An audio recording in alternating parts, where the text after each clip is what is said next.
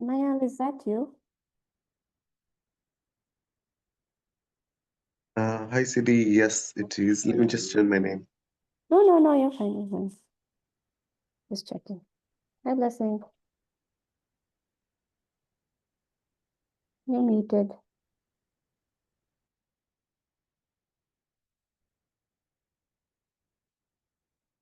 Okay. Hi, CD. Thank you. No worries. Emmanuel, I heard your voice, right? Excuse me. And Janet is representing the Global South Advisory Panel, another expert panel that is part of the Southern-led assessment process that Pledge for Change has designed. Janet, welcome, and really looking forward to hearing your reflections, as well as maybe reflections on how this process has evolved since you and I were also part of the prototyping process for components of this Southern-led assessment. Alex Tiernan is with Christian Aid, joining us from UK, outside of London, right, Alex? Actually in Ireland. Oh, in Ireland, that's right, that's right. Alex is the co-chair of the Meal Working Group, which is one of the earliest working groups that Pledge for Change had put together, made up of signatory representatives, later also joined by supporters of Pledge for Change. And the working group has worked really hard to develop the shared indicators, a shared set of metrics to measure progress on the pledge commitments. So Alex has been a part of that process all along, right from the start, turning the early targets into indicators, and will be representing the perspectives of signatories, the Meal Working Group, as well as her personal experience submitting self-reports, putting those together. Blessing, I think I don't want to hold this up any longer. I'd love for you to share your reflections, having overseen all of these processes in this last year, as well as reflections that you may have shared in Doha during the in-person gathering. So over to you, and then you can pass it on to, I'm happy to do that as well, but we can pass it on to Natalie to start. Thank you, Isabella, for the opening remarks and for the introductions. So we'll quickly take a look at I'm trying to share my screen. We'll take a look at the self-reports, what they're saying. It seems from the different reflections, please let me know if you can see my screen. From the different reflections we have, the self-reports represents the kind of melting pot for all of the PAM data, because it's the point where the signatory tell us how they have interacted, how they fared over the reporting period, with what the steps they've taken in terms of self-accountability, the feedback they've received from the partner survey, this Southern-led assessment reviews, and then so without looking, taking a quick look at this, we might not get a good grasp of the conversation. So I'll quickly take the next 5 minutes or so to run through the graph is coming from the self-report. In the form of an introduction, we know that the PAM is Southern-led in design, collecting data from the perspective of meeting the accountability needs of CSOs and national organizations that most of the time partner with international NGOs in delivering humanitarian aid and support. And then for this year, and the report you're looking at, we received a total of 10 reports out of 13. And then the analysts have revealed different levels of progress. We are not all on the same page across signatories. We'll see that by the time we begin to look at the slide. My conversation or my update will focus entirely on the self-report and a bit of the partner survey, and I'll allow the other speakers share more insights on the other components of the PAM and what the data is saying. So looking at this, this is one of the metrics that we track in the self-reports. We're looking at the local, how funding is managed between local partners and their signatories. And we have 6 signatories among the 9 reports that came in reporting data for this. You can see at the screen that we have a mixed picture of progress in terms of equitable partnership based on funds management.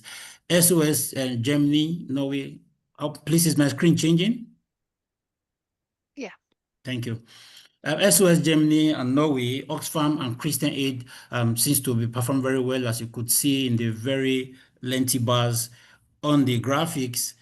And then is an indication of great focus on localizing resource and decision making. YPlan, the Women for Women International, also reported figures, but lower than what we've seen from SOS, Oxfam, and Christian Aid.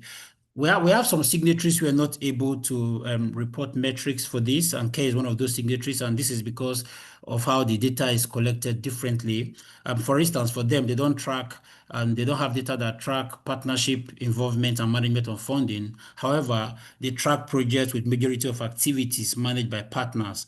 And for this report, we can see 46.8% of the activities being partner-led. And we'll go into how the partnership are structured in terms of agreements that include fair ICR sharing. Again, we see a varying level of progress across the reports that we have. Administrative costs remain a significant barriers to equitable partnership, as we will see briefly or in the next while when we look at the partner survey feedback. Most partners feel that they don't have enough support from signatories to bear this cost and their other internal operational costs. So here we see, again, a mixed picture of progress with SOS Germany and SOS Norway reporting 100%. This, again, based on how the partnership and the definition of their partnership has been presented, and then followed closely by Plan, Christian Aid, and Oxfam reporting 70, 64, and 50% respectively in terms of ICR sharing in partnership agreements. Again, signatories also struggle to report on these metrics. Remember, we are talking about the first round of the report where some signatories are still trying to experiment and adapt their data collection for reporting against these metrics. So we understand the challenges that some signatories have reported in collecting this. We are hoping that in the next round of report, which we have already started to receive, that this will look very, very different. And then the next point here is looking at what the partner survey feedback is saying in terms of fund sharing and flexibility. You can see that 26% of the funding are flexible. This is coming from partners, and you will see that this is closely matched by what the SEF report is saying. However, 12% of the funding have been described as indirect cost recovery. That is very low from the perspective. If you look at the perspective, and we will have. It's a shame that we don't have the whole partner report shared here, but there is another space planned where we'll be discussing the entire partner survey feedback, and we'll get more insights then. Then 50% of partners that responded to the survey have said that have rated signatories as not flexible in their fund reallocation, while another 50% rated funding as not adequate in covering the operational costs as independent organizations or partners. And then here we'll look at how this relates or how this reflects in terms of decision making, or yes, in terms of decision making, looking at percentage of projects where the design is co-created. And again, you see some very impressive long bars, meaning that we have an average of above 50 for all of our signatories. We have several signatories on the screen. All signatories that reported against this indicator marked 65% and above for co-creation of projects. And then it's another indication of great focus on how we co-create, or how signatories co-create. And I think this is very much encouraging, and far more encouraging than what we saw looking at the funding management component of the report. And then if we take a look at the SEF report, you will see that 82% of partners also agree to this, that they've experienced the opportunity to co-create projects with their signatories. And then 46% say that maybe they needed more space to express themselves in terms of decision making, and especially from a reporting requirement perspective. So some signatories like Oxfam, IRC, and Cordate are also not able to report against this metric because they say they don't have the instrument yet for collecting the data that will allow them to report this. So we try to do some kind of analysis looking at resource sharing and this co-creation in terms of decision making, and then you could see that the difference is very, very clear. The very long bars you see represents how much partners have space to co-create projects and activities with signatories. And why, if we'll try to measure that against what we have with fund sharing in terms of partnership, this is quite lower, which actually pointing us in the direction where we need to put in more of the work, especially from a policy perspective in relating to fund sharing. So in the future, we expect to see maybe greater correlation, more equal bars in terms of the graphics, telling us that we are making progress towards equitable partnership in all areas, talking about both in co-creation and the fund sharing. So in summary, we could say that the year's data from the self-report sets a baseline for comparison for the reports we're expecting to collect in this round of reporting. While subsidiaries are leading the way in shifting resource and decision making, other partners are still in the very early stage of this transition, while some are actually doing more work in restructuring the internal processes to make this happen. We'll hear more of this when we listen to the feedback from the SADA-led assessment, particularly the Global Review Dialogue with Signatory. Thank you, Isabella. Go back to you, or I will just invite Natalie to give us some insight and reflection from the authentic storytelling reviews. Thank you. In interest of time, Natalie, please go ahead. We've suggested some questions for you. Would love to hear your reflections on what the lessons from the panel have been, but also what progress are you seeing? But over to you. Yeah, thank you. Thanks so much. It's great to be here. As Isabella said, it's been a year that the Authentic Storytelling panel has been active, and it's been quite a busy year. I think that's fair to say. So you saw from Blessing's presentation that we had 10 signatories share self-assessment information, and that kind of correlates with the amount of content that we had come through the doors of the Authentic Storytelling panel. We called them packages of content. They were basically samples of each NGO's communications, mainly external, so things like blogs, social media posts, sections of briefings, but also we did see some kind of more multimedia things. And yeah, it was a mixed bag of content. I'm just hesitating because I thought that we had some internal content, things like strategy documents, but on reflection, I don't think we did. It was external facing content, and very qualitative data that we had to work through, quite different types of storytelling and kind of narrative challenges that we were having to deal with as we did those reviews. We used a tool.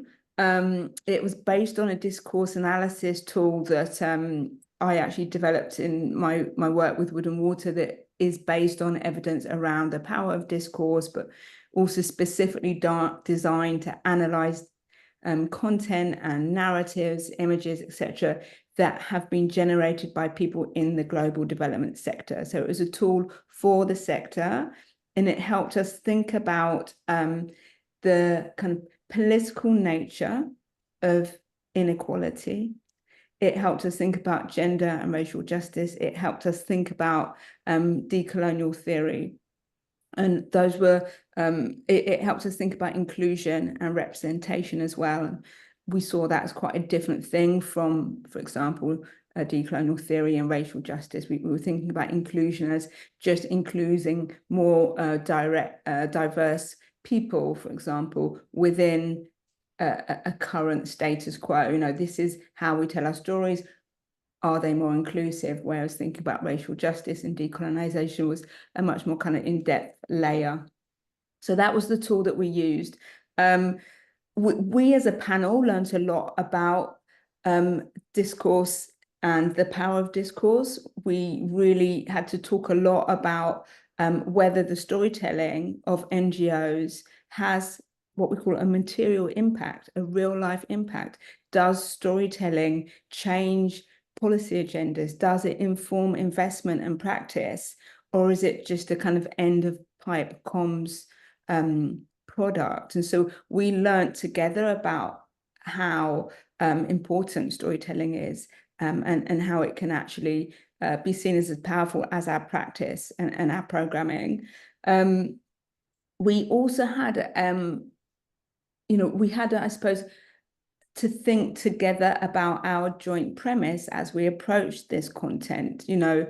We had different views about whether development storytelling is something that has a dual nature. Is there duality in it? So, for example, we had to think together about whether we think there's a problem, substantial problem with storytelling.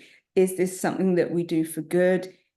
It generates income, it raises awareness of key issues that are linked to the development agenda.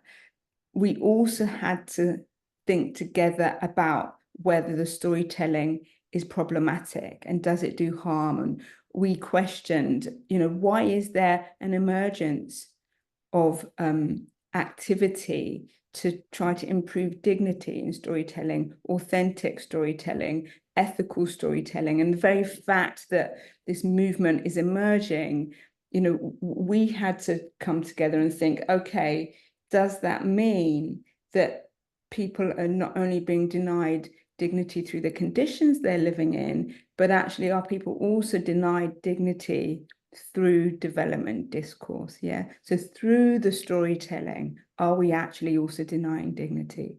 And that was quite hard to hold because we didn't all have the same view on that. It still felt like it was contested. So just to say, that in itself was a lesson. We're all going to have different views on this, and the degree to which signatories, but also panelists, really think that development discourse itself is something that denies dignity is something that we still all need to be in conversation about together. So just to share a little bit about the key findings that emerged when we did these assessments. We're looking at over nearly 100 pieces of content here as a team. There were 6 of us. I co-chaired the panel with Patrick Gathara, who's at the New Humanitarian. We work very closely. So, everything I'm sharing, it is kind of collective thinking that has emerged from he and I and the wider panel. So I'm going to take some things in pairs. We produced an overview of all the assessments. There were 7 key points, and I'm just going to take some of these in pairs just in for the sake of time, and because there are kind of connections between some of the 7 points. So one big thing that we found across all assessments was that as charities that operate in this space of neutrality, there is still a significant challenge talking about the political nature and the kind of economic nature of poverty. Yeah, so seeing global poverty as a politicized issue that needs to be understood in that vein, that really came out. We found that, as a sector and in the samples we looked at, they were very good at talking about the what is happening here, what's happening to people, with less focus on the why. Why are people living with hunger? Why is there a migration crisis? Why do communities live in cycles of violence, particularly against women? Why does that happen? Yeah. And really working with our NGOs to talk about the why as well as the what feels like something that is emerging as a responsibility for storytellers. Yeah. And connected to that point was another kind of, I think, really substantial learning, which is that much of the storytelling was race avoidant and colonial avoidant, if that is a phrase at all. It can be for today. And essentially what we were finding is that in the storytelling, there was very little reference to systemic racism and how it shapes the conditions of poverty that many people live in today, and also how it actually shapes the aid industry. So thinking about how money flows from the West to the rest, and how systemic racism plays a part in who actually gets hold of money, and how money arrives in places where it really matters. But also thinking about knowledge flows, how knowledge flows from the West to the rest, and how systemic racism is actually defining who's seen as knowledgeable or a knower, and whose knowledge systems are best placed to solve the environmental and global development issues that we all work on. So there was, you know, a inquiry and a call to think about systemic racism really in the present, how it relates to the types of stories that we tell when we're describing conditions of inequality in countries from Zambia to Chad to Pakistan or Bolivia, for example. And so that was in a very present context. When we were thinking about the whole decolonial piece, we were also, you know, having to give a critical commentary on these packs of content that urges the NGOs, signatories, to better acknowledge that they are working in former colonies. Yeah. And because they are working in former colonies, and some very recent, you know, if you're working in Zimbabwe and South Africa, we're talking about the 90s. Yeah. And then the 80s, and then for the bulk, the 60s and 70s. So are you, by being race avoidant and avoiding a discussion about the colonial footprint, are you actually describing conditions that mask the real needs of countries that are emerging through this transition from being occupied to being independent? You know, or are we just looking at countries as if they all have the same needs, or do we acknowledge that there are specific needs for people when you're working in a post-colonial context? So that was a big learning. There were some really interesting discussions had. We could do a whole webinar on that. So I'm going to move on to the next point. Kind of going back to the work that Blessing has just talked to us about in terms of partnerships, we really also kind of pushed hard with signatories on this question of how partners are portrayed in storytelling, and how not only when I say partners, I kind of want to unpack that word, because even the word partner, it felt like it flattened so many realities. Yeah, so how were researchers, civic actors, government actors, family networks, households themselves, yeah, the whole range of people that an NGO collaborates with, how was that quite wide and diverse range of stakeholders all being centered in the story, and what type of balance was being struck between centering the NGO and centering all those other people who may well actually be the first respondents in the face of crisis before an NGO program kind of comes and becomes part of the mosaic of support that's available.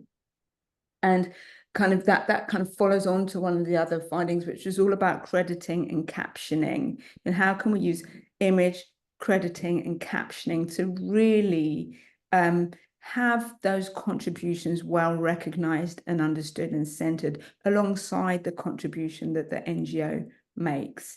And so that was some really interesting kind of commentary shared there with signatories. And then I think that the third bundle is about homogenization, and how data and descriptors of people and places can really homogenize very different and diverse contexts and experiences. So for example, when we were looking at fundraising packs, we were looking at packs that might talk about the Horn of Africa, and that language would be used. So there's already 6 or 7 countries that have very different experiences that are being homogenized through the term the Horn of Africa. If it was about a food crisis, this isn't the exact population numbers for these regions, but let's just say, for example, collectively, there were 27 million people in the region, and 1.5 million of them were experiencing a food crisis. We found that the fundraising packs were looking for that big figure to create a sense of urgency. 1.5 million people are all experiencing a food crisis. And what wasn't being said was that actually that's 1.5 million of 27 million people. And so the story becomes that the entire Horn of Africa is in food crisis. That becomes the implicit message. And so we were talking about homogenization with signatories and how they can use data and descriptors of people and places to start to get much more nuanced and unpacking the detail and the differences between people, between countries, between regions in countries, etc. And what does that challenge mean for storytellers, whether you're in fundraising or another department?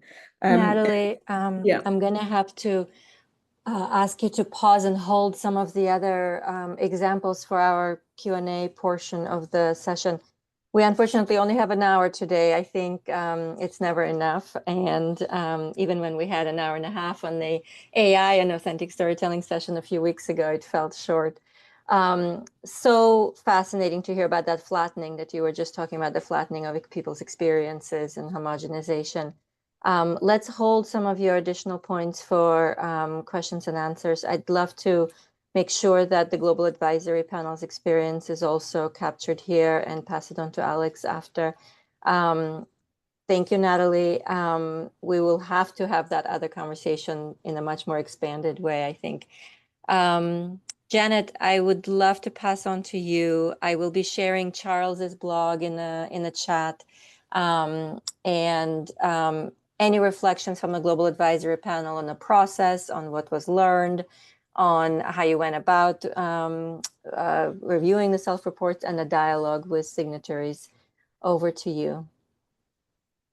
Thank you. Thank you. Thank you, Isabella. I hope you can hear me. Is it okay? Yeah, okay. Great. Yeah, it was very interesting to hear, Natalie. I hope one day there'll be a full seminar on that.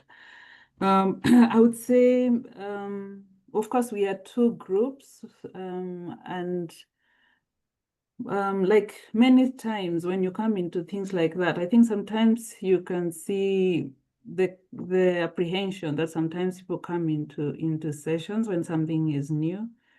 But we really had a great time just meeting the different sets of groups. We took a more reflective approach because we felt the facts were very much in the forms, the information that had already been shared. And most of us having come from, or maybe all of us having come from that space ourselves, we felt that we understood that change is difficult. When you're dealing with change in a large organization, leave alone an organization that has many country offices, we could empathize with the leaders who are present. And so we felt a reflective approach is more useful because this is not something they can achieve in a year. It's a fairly complex kind of thing. And so what I'm just sharing are just a few highlights, looking back at the conversations and at the things that we kept seeing, not only in the written stuff, but also more in the conversations. And the first thing that I thought, as I reflected on this, as I thought about today, was the big cultural shift that is necessary when you are talking about the changes that we are talking about. Because it's one thing to feel ticks, to tick different things. You've reported on partnerships, reported on this, but actually what has changed in the organization? What are organizations doing differently? That's where the rubber meets the road.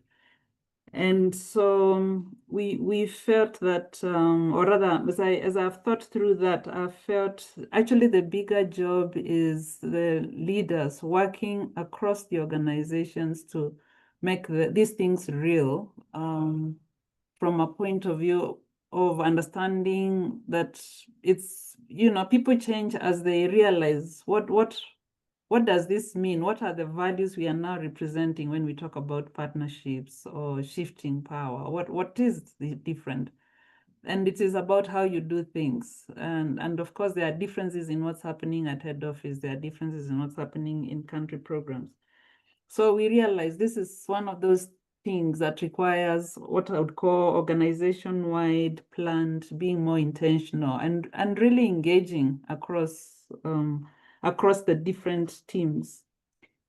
And secondly, cascading those changes is even another big challenge, because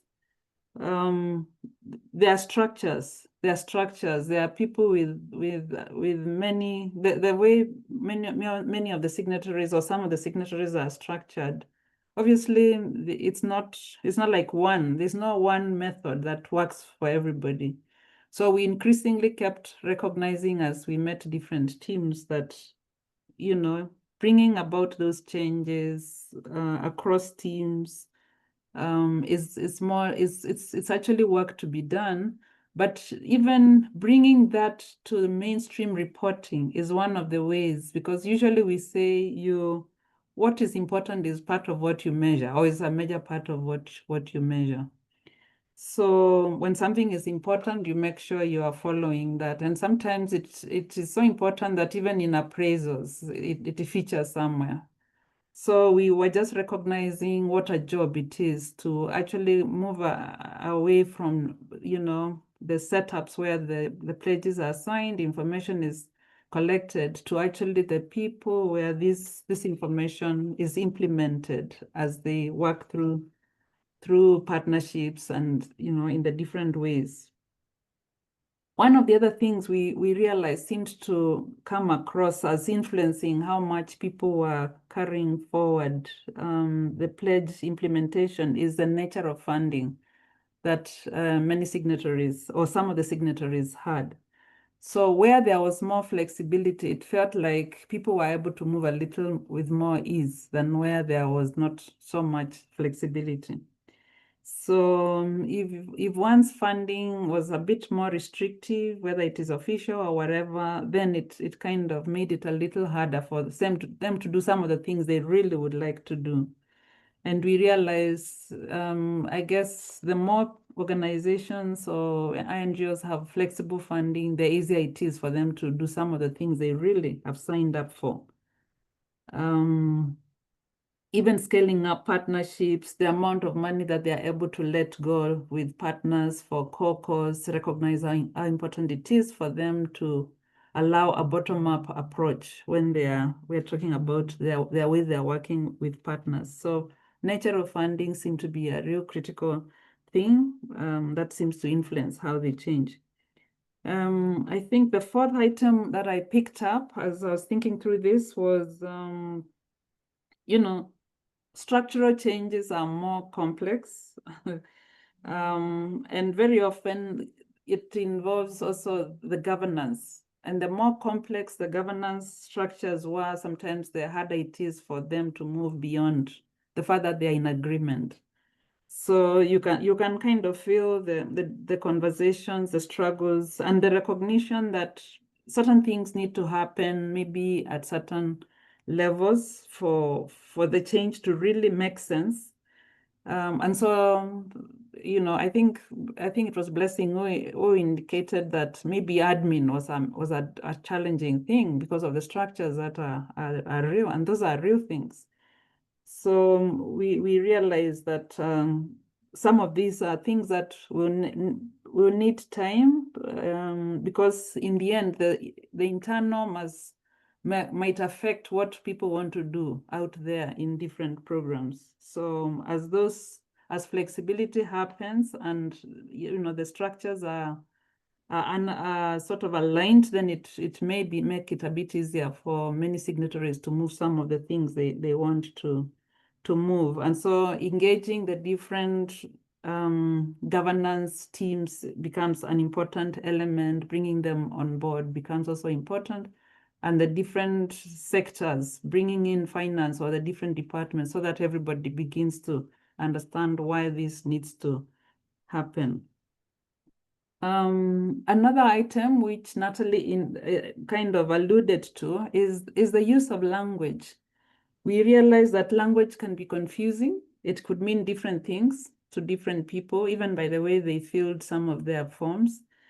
And we felt, or rather, as I was thinking through this, it felt like if there might be a case actually, even for something like when you talk about localization, decolonization, partnerships, shifting power, there might be value in actually moving this forward to beginning to get a sense of actually what are the people in the South really saying about these things? Because there has been a tendency to move with what you have made as the interpretation of what these words mean.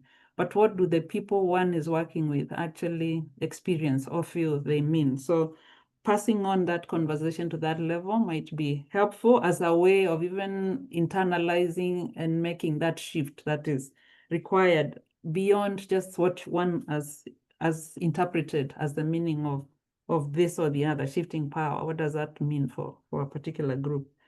And so maybe just in the interest of time, it felt like perhaps the biggest or the next frontier of work is actually moving a lot of those principles from many of the actors beyond headquarters to the country programs. That seems to be the point where the biggest challenge is, or the biggest work is.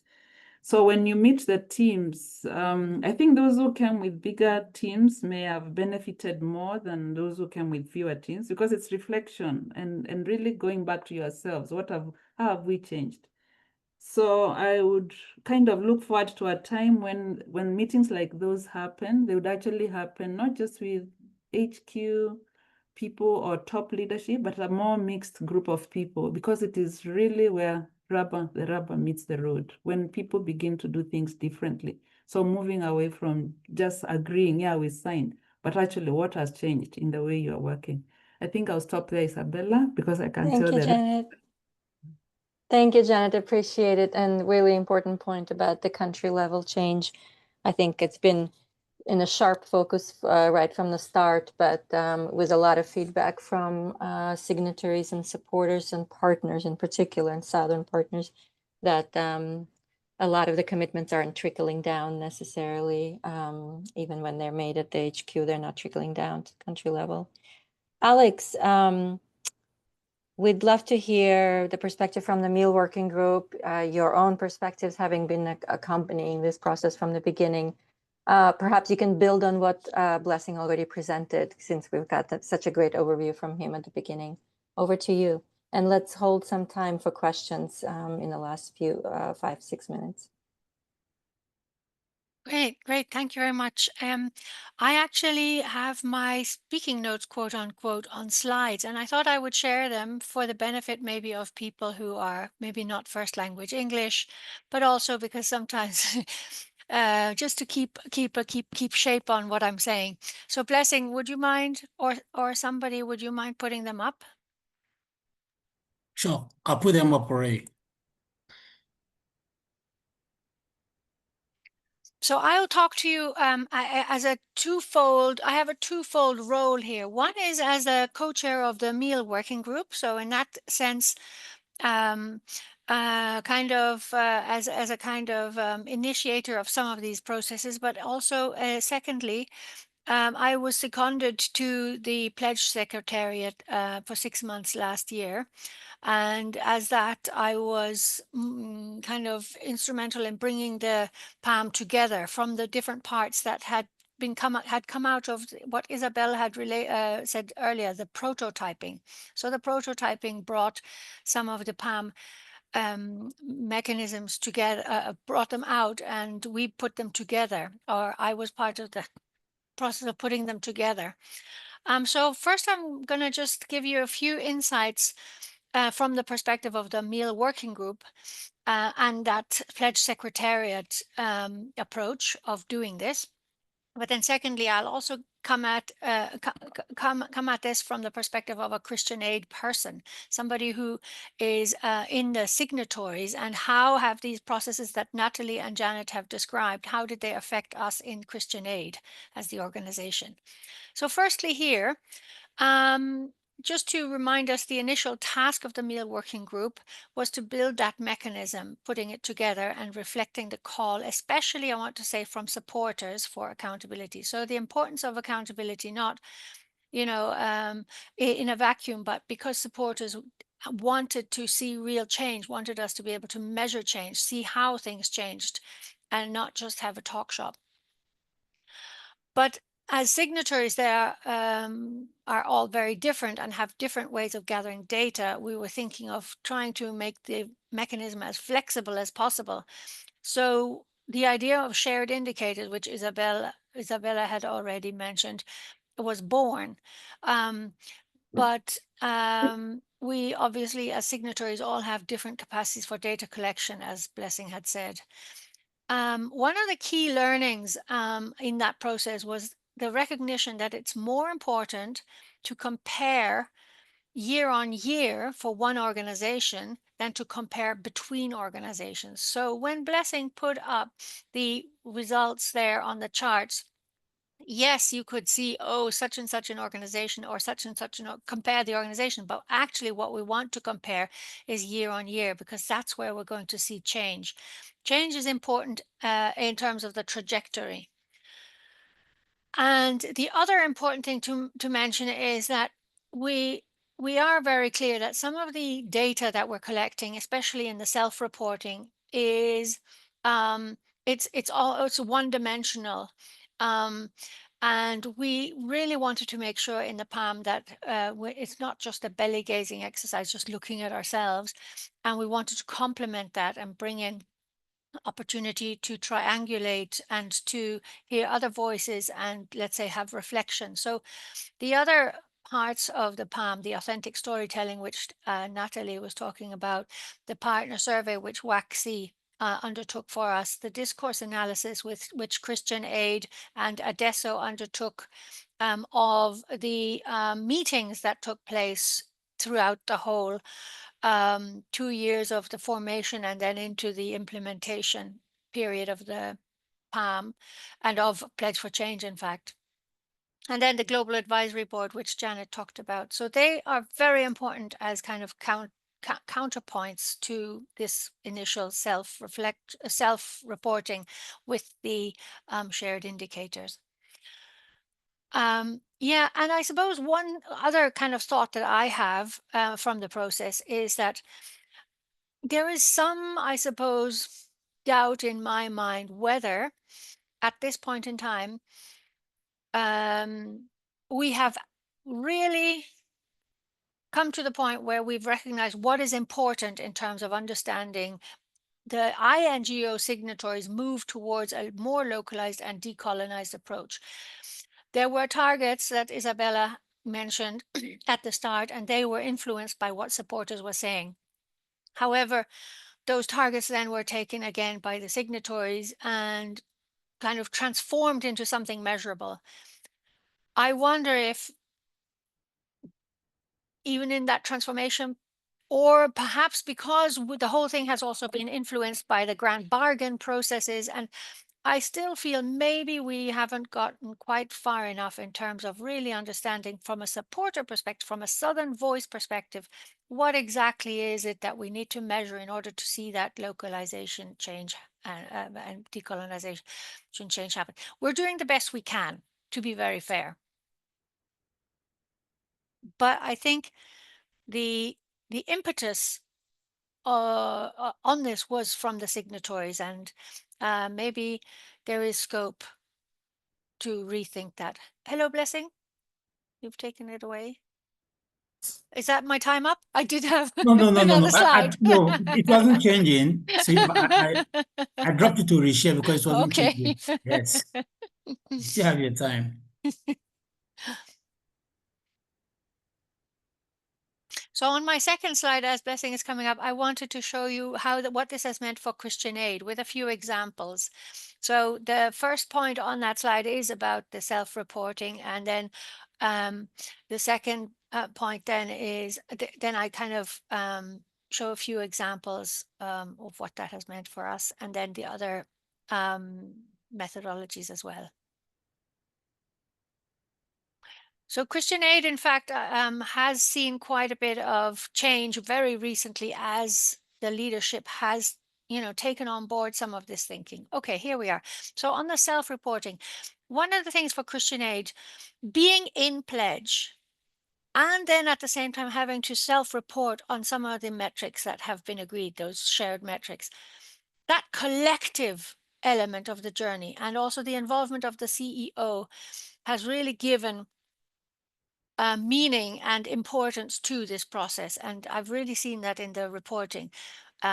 People across the organization, because of the reporting, they have been sensitized to localization goals. They've been sensitized more than, let's say, if we had tried to just, let's say, have some webinars about this. The fact of, making it serious, of having a reporting, approach really makes it serious, says we care. We care because we want to know and we care. So, I think self-reporting not only has the purpose of generating information, but it also makes something important because you want to know about it. So I think that's a real learning for us. And we also found that, obviously, as Blessing said, the shared indicators, we didn't at first have all the means of collecting the information, but we are setting up new ways of collecting that information, and we're using that. And we're also pulling on our Charter for Change work, which people don't necessarily mention as much, but for us as an organization, the two are very linked: Pledge for Change work and Charter for Change work. Then on the authentic storytelling, one of the things that came out through the process, well, I'll start with that third little point there. It was very helpful to get an external eye on our comms. And as Natalie said, exactly what you said, I'm glad I had it on the slide. We were challenged because we did not explicitly reference colonial legacy except in specific documents. And we can do better on that. Not explicitly acknowledging that our history is the cause of the current inequality. We've kind of committed to developing ways of saying that for different communications materials, whether it be a short social media post or whether it be a long report. So that really was very helpful.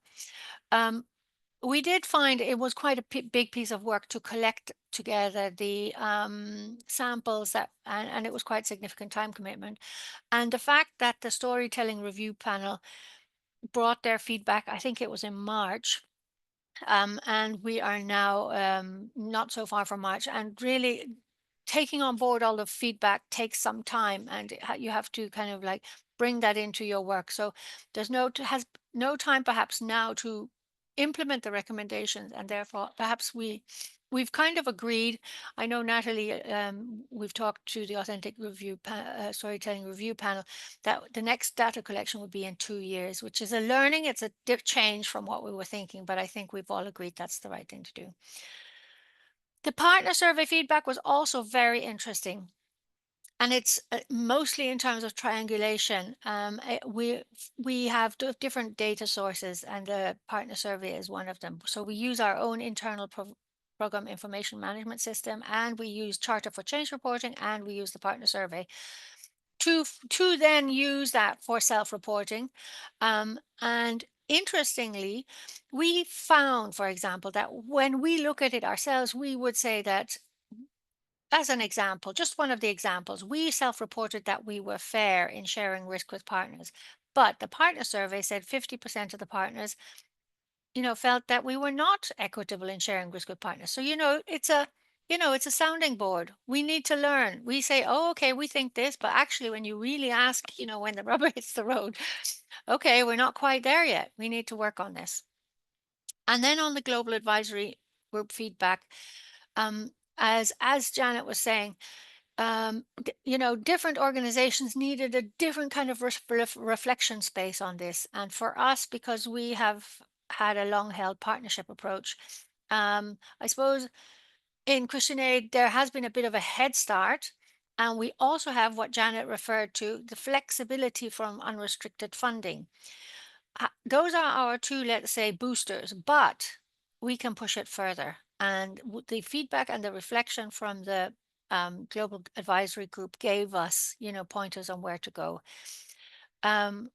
We were recognized for being transparent and influencing others through the Shifting Power in Aid report, which we're also very happy that we did that. I think it was the right thing to do at the right time.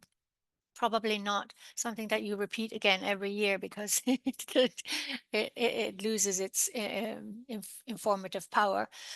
But as Janet also said, you know, there was recognition that organizational change can be slow.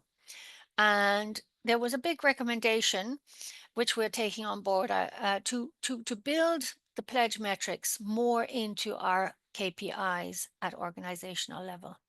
So those are the kind of things to just show how all of this has impacted us as signatories.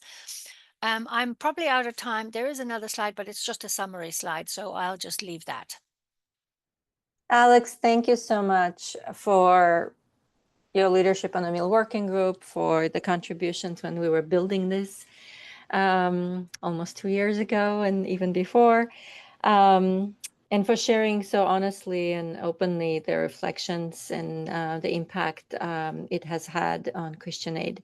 We are at time, however, if our speakers, our colleagues can stay longer, Natalie, Janet, Alex, I'm just wondering about your time. If you don't have immediate commitments right after this hour comes to an end, we'd love to stay a little bit longer. The Zoom room is actually reserved for longer, but I understand that the session was described as hour-long. So we'd love to take questions and stay for at least 15 minutes if possible. Natalie, Janet, are you able to do that? Alex? Okay, great. To be honest, I thought it was an hour and a half because that's how much time is in my calendar from this. So yeah, there seems to be a confusion. Blessing, I wanted to make sure that you have some any kind of remarks that you wanted to wrap up with before we open up for questions, and welcome everyone who can stay longer to stay longer. Over to you, Blessing. Okay, not particularly. I think we'll maybe want to already start taking some reactions.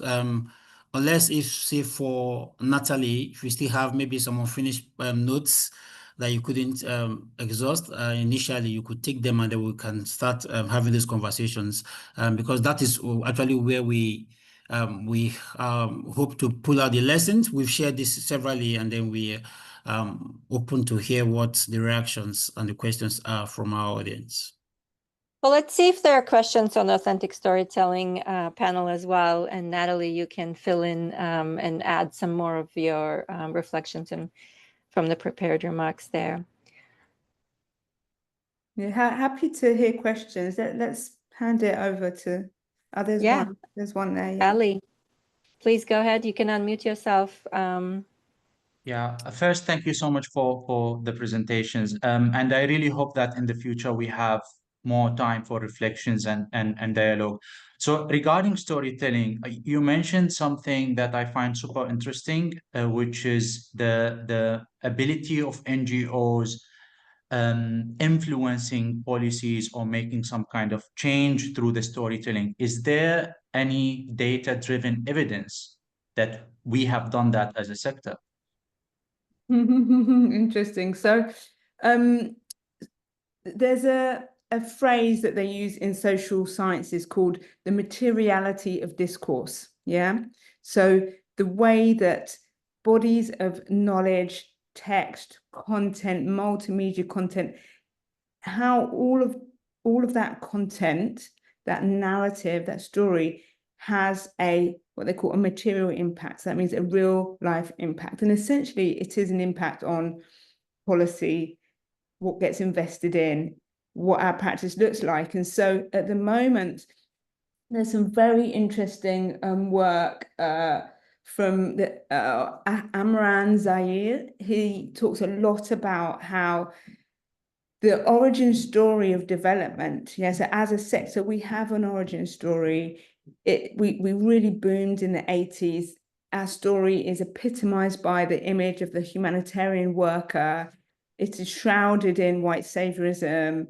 And that story has really shaped the development sector. Yeah, and there are academics that write about that a lot. Kapala Wilson as well as Amran Zahir, they both write about that. So there are people that use discourse analysis to analyze the story of development to date and show us how that has shaped the entire sector, the way that we do development. You know, when, just a small anecdote very quickly, when the first kind of development programs were launched in the US, terms like development,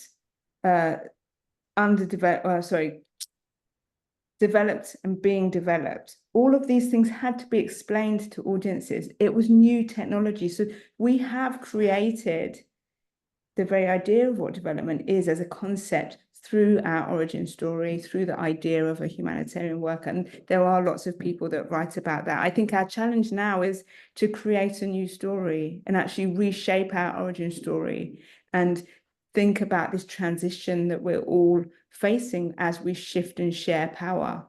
And we start to actually cooperate very differently with people all over the world that are already kind of leading social impact work in their countries.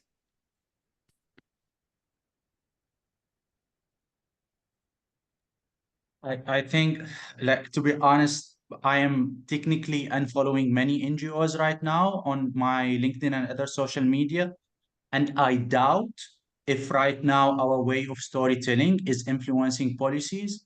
The main reason why I'm saying that, because when I look at some large NGOs, and you can check their LinkedIn pages, some it turned into some kind of second-hand shop, others talking about some of their volunteers somewhere in the global north, etc., etc., etc. So and one of the most important things that there are so many social media posts, especially on LinkedIn, the moment they start speaking about refugees, it takes out the dignity. I am Syrian, and I have never, ever been happy with any INGO post around Syrians.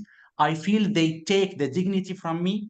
It is purely victim-centered advocacy approach, and I'm not sure how that's working. So the main reason why I asked you this question is just I wanted to see if it's just me being emotional, or is there some kind of data somewhere proving that what they are doing right now is influencing policies, which I doubt. I don't think they are influencing policies. I fully understand historically in the sector, but when I look at the practice right now, in many times it's extremely frustrating.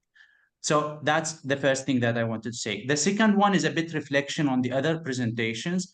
I fully acknowledge the challenges shared related to data and the ability to get some inputs from the signatories and the others. But to be honest, I do feel there is a leadership challenge there.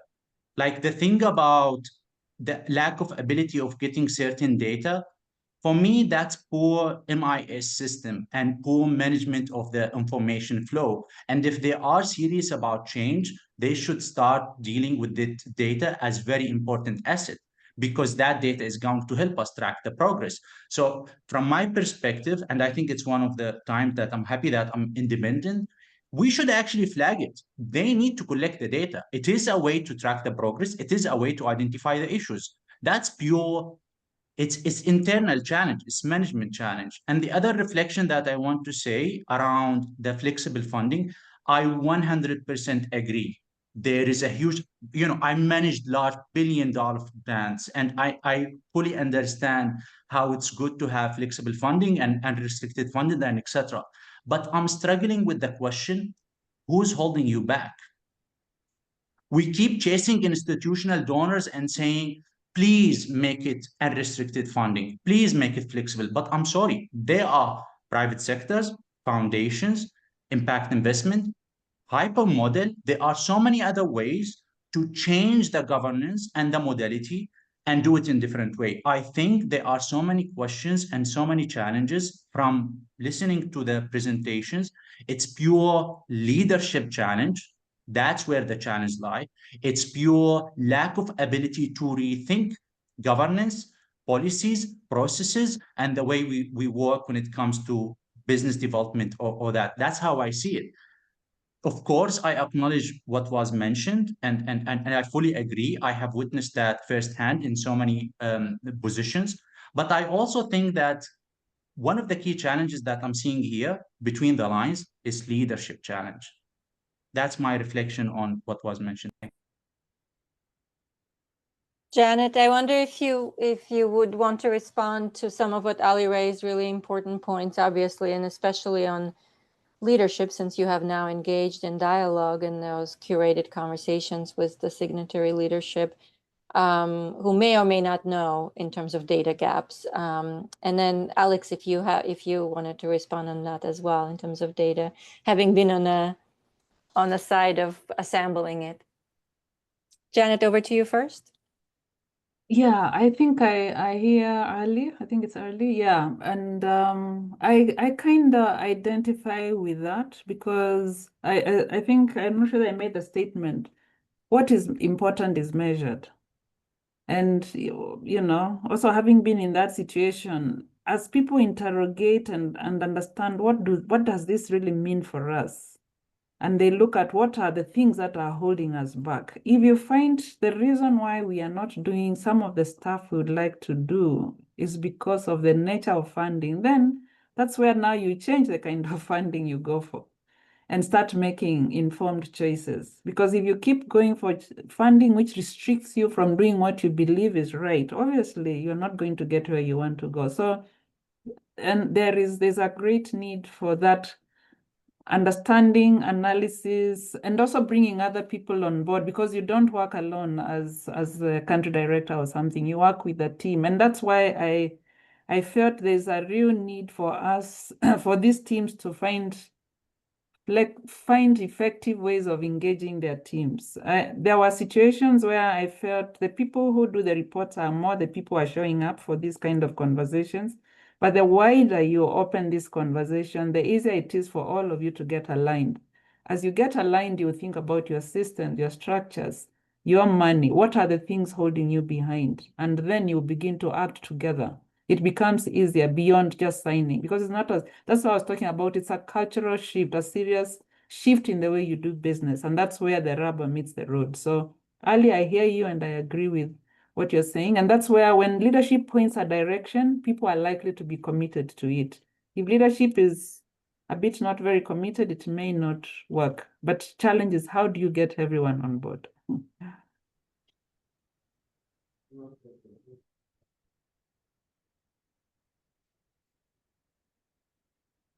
Alex. Yeah, will I take just a bit of a response, Ali, to what I think you're really pinpointing on.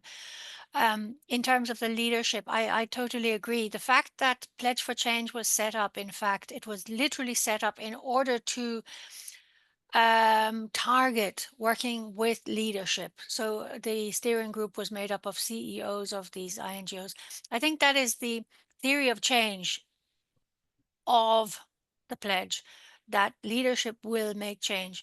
But even though we have leadership on board in terms of leading kind of that transformation that we're looking for, it still remains difficult because of the size of the organizations, but also because you are constantly making trade-offs.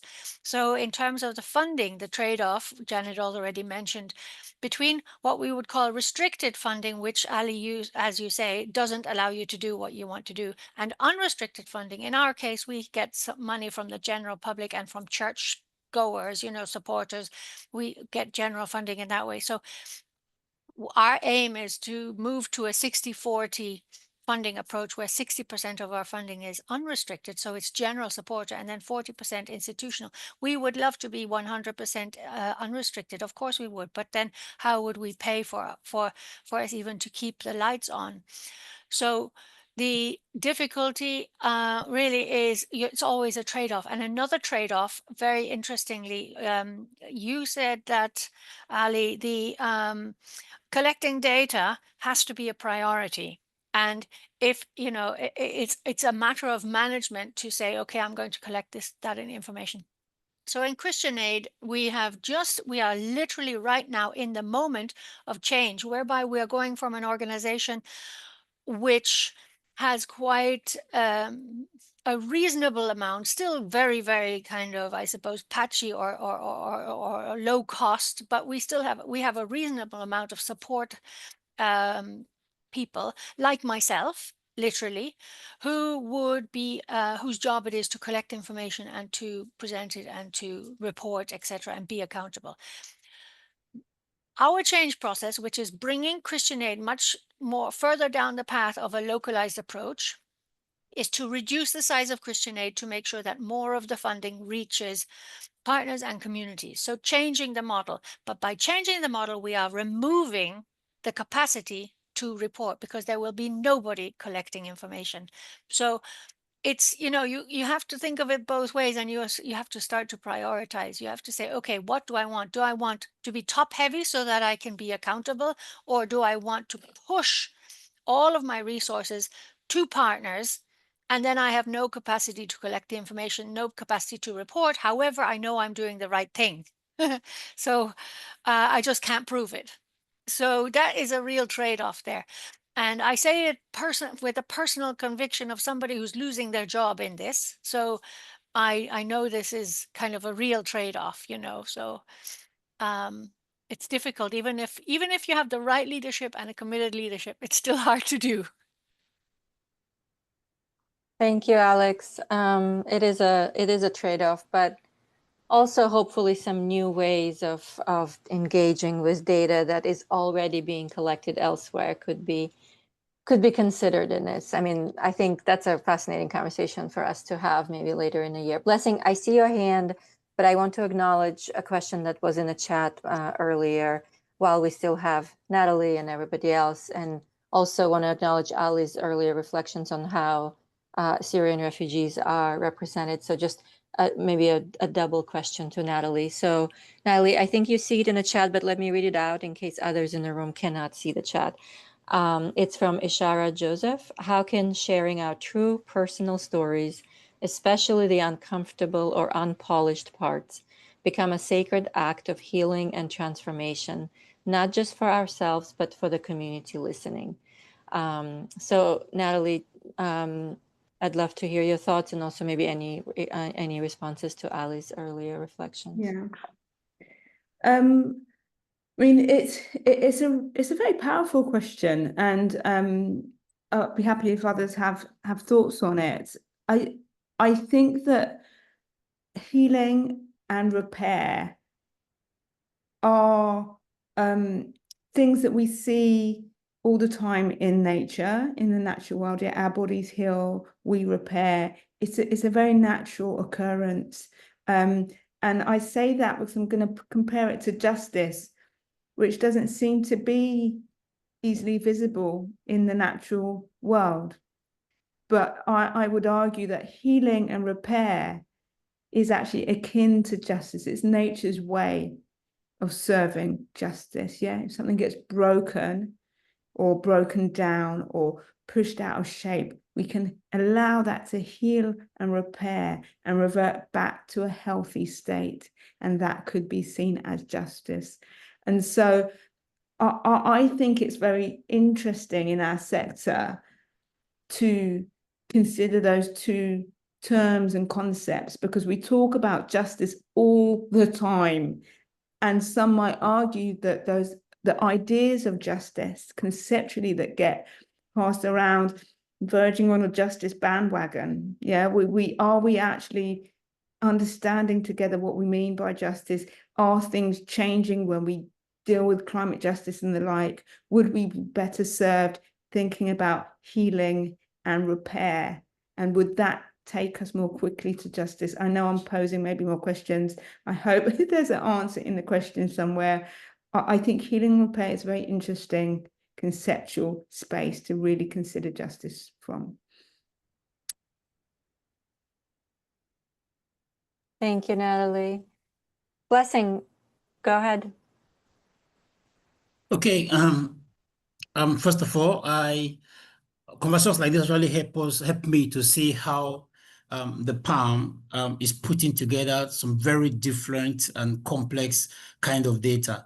I'm listening to Ali. Thanks for being that straightforward and open with a question. I will say that from a position of being privileged to look at the SEF reports, get involved in the authentic storytelling review and the global dialogue, I want to agree with Janet, because we seems to have identified most of the issues that are the concerns. Ali has talked about victimized kind of communications, as unintentional as they may seem. That's how most people see them, and that has already been flagged by the authentic storytelling review. It's one of the very strong points that came from that review. However, I want to focus my feedback or my comment or my reaction to the clause or to the phrase from Janet, who's saying it seems we're at the point of moving into the national level level of engagement. Because talking to leadership at the global level, they all seems to be at the same page. And then while we understand that they are struggling with some kind of different structures that limit how they can influence or engage at the country level, it is for us as stakeholders to identify those spaces at the national level where we can also engage and contribute our bits. I'm saying this because this space is going to be providing different series, and one of those will be reflecting on in-country level changes and the lessons and the opportunities that are there to drive this change. So I'm just trying to maybe charge us to take a look, understand the trends and how we are moving, and understand when we have the window to lash onto the system and also contribute our quota. Because no matter how much commitment, how much charging we put to leadership at the global level, if we don't put those into foot soldier actions at the in-country level, we might not see the level of change we desire. So it's just to say that looking at the PAM, it's time for us to begin to maybe put more focus and more effort and looking at what is happening at the country level, and then maybe engage at that level, and then come back after a while to see how much results, how much progress that has delivered for us. Thank you. Thank you, Blessing. There are other members of both Meal Working Group, Chipo, I see you, as well as other members of the Global Advisory Panel, Lorraine, joining from Manila. If any others want to chime in on the process and the lessons from the Southern-led components of PALM, please come in, Lorraine or Chipo. And anyone else with questions, you can type them in a chat, or you can come off mic. You don't need to raise your hand. And thank you for staying longer. I really appreciate that. And it also proves that we should have longer sessions going forward. Thanks, Ali, for your feedback in the chat.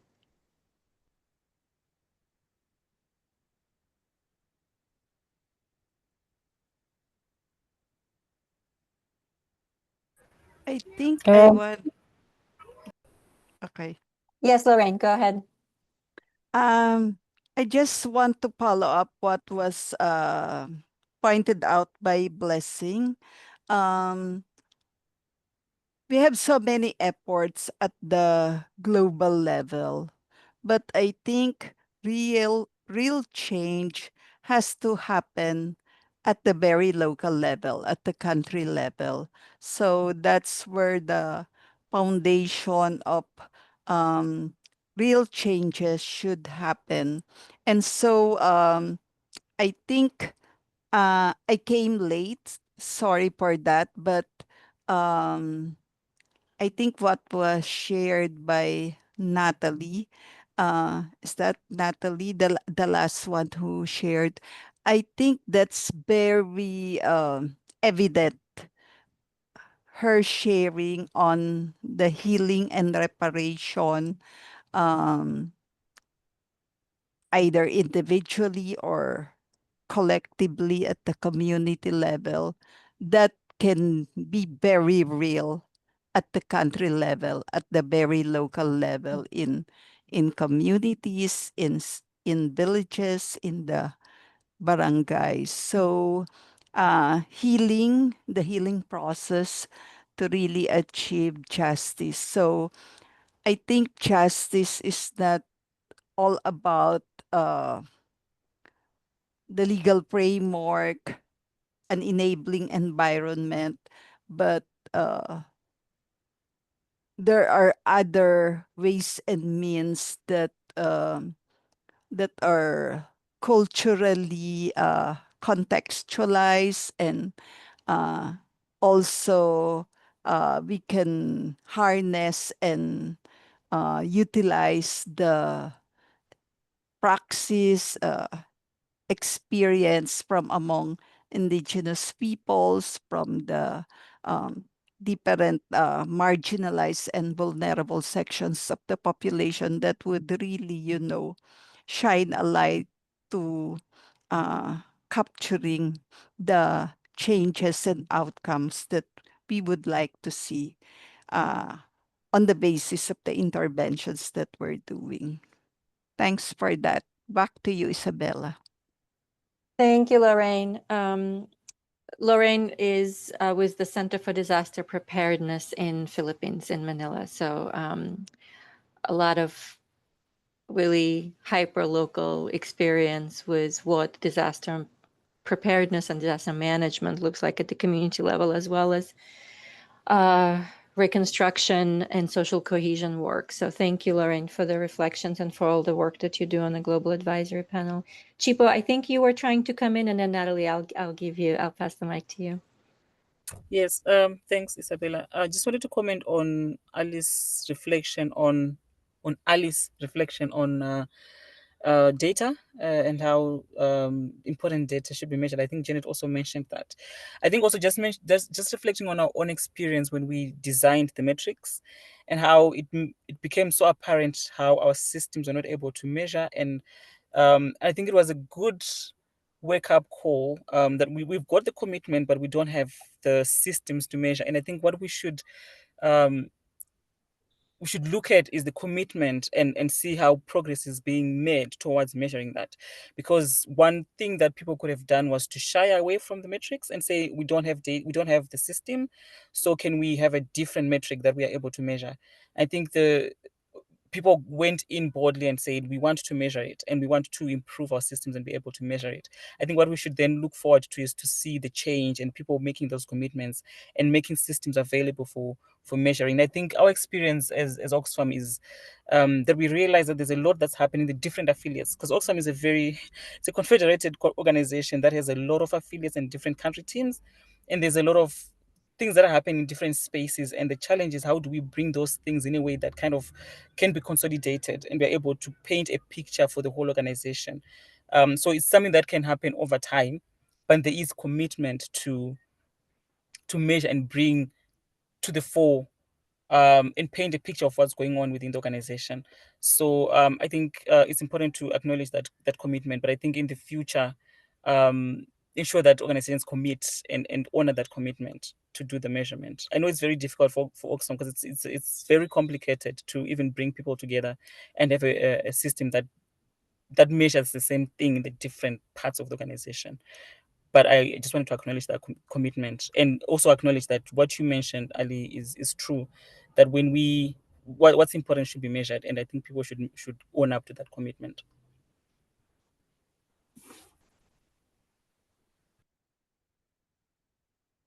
Thank you, Chipo. Really appreciate it, especially since you've walked with us the entire way on the turning targets into indicators and the shared metrics for this process, which are not perfect, as Alex said, and there's still a lot more that we could do to measure this progress on this commitment. Natalie, I'll pass it on to you, and I think we will be wrapping up right after that. I appreciate everyone who was able to stay longer. And there seems to be a lot of interest in authentic storytelling pieces. I've shared a number of the documents that are already in the public domain that Authentic Storytelling Panel has made public, the rubric, the assessment overview, and I think, Blessing, correct me if I'm wrong, but the plan is to keep sharing as much as possible of this, overviews, and we will think of another way of bringing maybe Natalie and Patrick and others from the Authentic Storytelling Panel on something deeper, on a deeper dive on these questions of authenticity, especially since the session on AI and the use of AI images in INGO fundraising was really, both fascinating and alarming, honestly. Over to you, Natalie. Thank you, Isabella.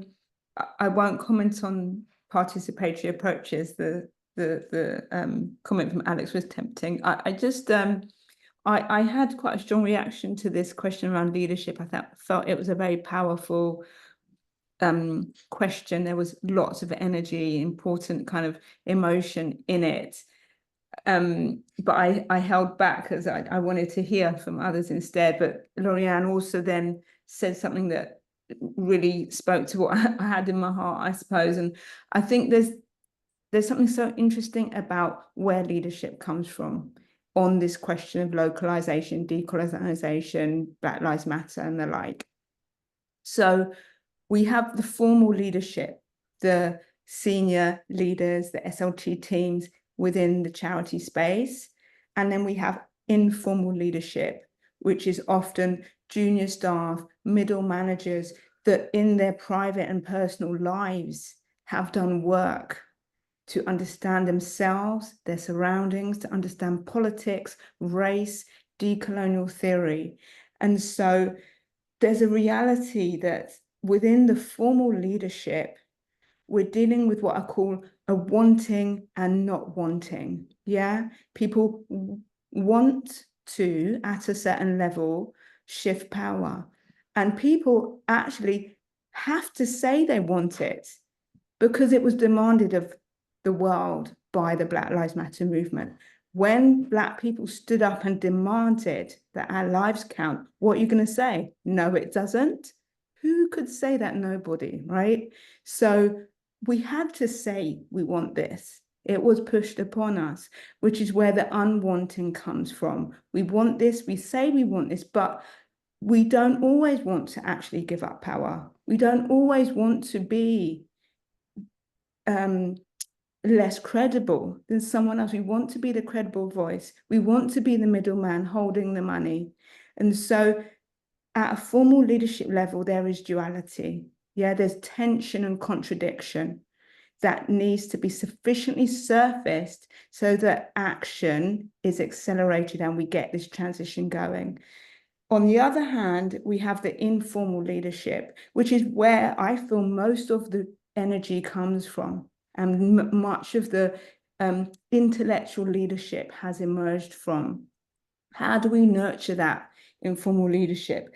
I think there's one thing that can always be done, particularly with those formal leaders, which is to totally disrupt the idea of local. We need local action. Local, every single country in the world has a local, yeah? We're all local to where we live. Every human is local to where we live. But actually, local could be the very center of our beings, our souls, our hearts, yeah? We go inwards to be local. And once we have people making personal transformations about who they think they are and who they want to be and how they want to share power with humans, we will start to reduce this tension of wanting and unwanting, yeah? We will want with a more wholehearted truth. And then many of these so-called barriers, restricted funding, unrestricted funding, whether we get, the director of Cadbury's to put more money on the table than Diffie could ever dream of, we will have openings when we go local to ourselves and do the personal work so that leadership and a truer, more authentic desire for transformation starts to emerge in all sorts of places. Sorry to be emotional. I find, this work is so important for so many of us, right? It's our grandmothers, it's our mothers, it's not the global south that's somewhere far away.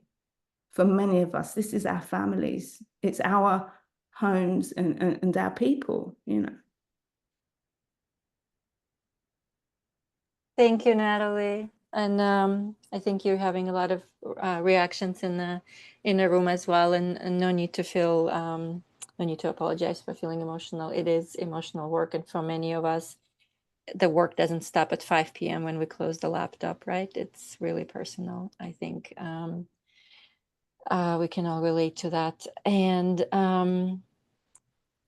I do think that there's a lot of threads from this conversation today that go beyond kind of what needed to be shared in a form of accountability, this session being a way of sharing to the wider Pledge community.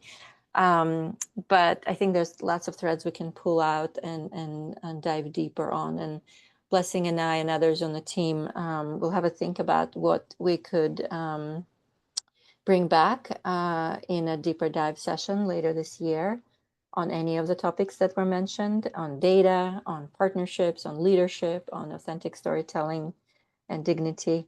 And I thank all of you who were able to stay longer, everyone who stayed, who joined us for the entire session or even for the first hour. And wishing you a great day. I know those of you in Nairobi are having a lot to deal with today, given the protests and just some electricity and communication challenges, but I'm really glad that you were able to join. Thank you, everyone. And we'll be in touch. Blessing will be in touch with a quick summary of this session and the resources that we shared. Have a great rest of your day. Thank you. Thanks, Isabella. everyone. Thank you very much. everyone. Bye.